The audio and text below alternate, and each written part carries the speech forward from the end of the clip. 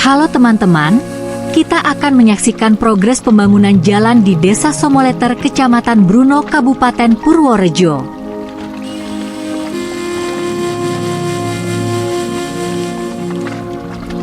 Perbaikan jalan sepanjang 1,5 km ini dikerjakan oleh CV Anikatama Purworejo di bawah Dinas Pekerjaan Umum dan Penataan Ruang atau PUPR dengan menghabiskan dana sekitar 5 miliar.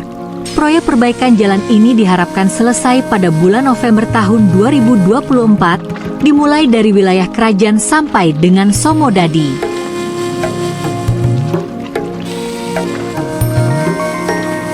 Dengan adanya perbaikan jalan utama ini, diharapkan dapat memperlancar kegiatan ekonomi masyarakat Somoleter khususnya, dan warga sekitar pada umumnya.